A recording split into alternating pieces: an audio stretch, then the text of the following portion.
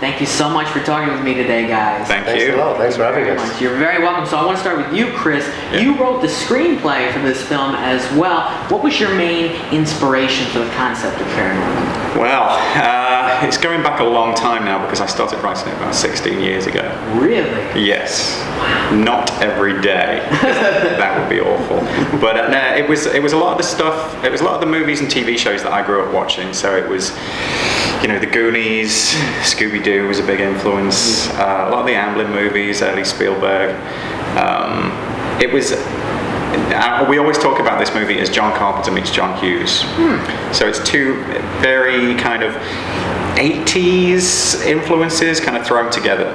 I think I've said in the past, it's like taking the cast of The Breakfast Club and throwing them into the plot of The Fog. And I liked how the film starts with a movie clip of a horror film. That was very nicely done. And Sam, you directed The Tale of Despero, which I loved, and Flushed Away as well, and now ParaNorman.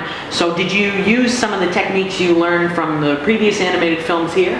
Yeah, I mean, this is a very different film, and you always try and push yourself to do something new. But I guess we did a lot of sort of action comedy kind of stuff in Flushed Away, which helped a little. And in Despero, we thought a lot about cinematography.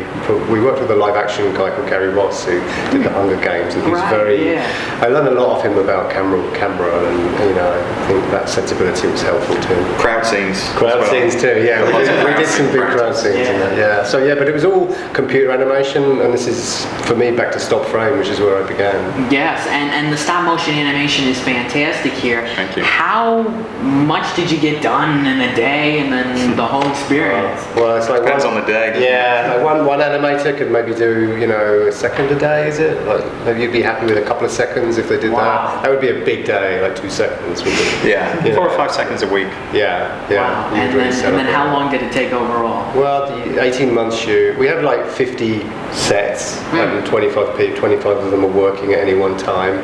So our big weeks were like 2 minutes. I think if we got 2 minutes, we really pat ourselves on the back. But then going back before you even start animation, you've got to plan the whole movie out. And in fact, you make the movie twice because you storyboard it all first. Very true. And we spent about a year altogether on there. Getting a really good version of the film.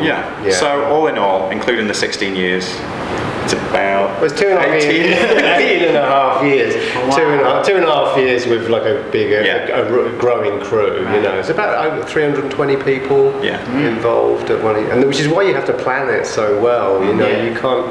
I mean, you aim to get some spontaneity and creativity going on all the time, but you really have to have your ducks in a row. Otherwise, there's 300 people who are going to get really mad.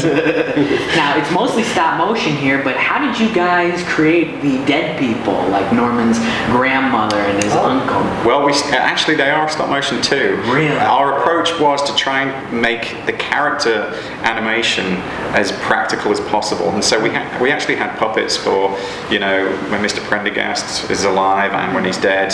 That was all animated with a puppet. Obviously, the puppet's floating around, so it's heavily rigged. Right. But then it would go to our VFX department, who would do a ghost effect on top of that. Wow. Yeah. So they were all shot green screen, so you can see through them. Like a lot of the film is shot in many plates and passes, so we were able to kind of make it feel a bit bigger and more spectacular, I guess. There's a scene where the ghost of Mr. Prendergast appears to Norman in the school bathroom, and that is a lot of this ghost floating around in a toilet stall.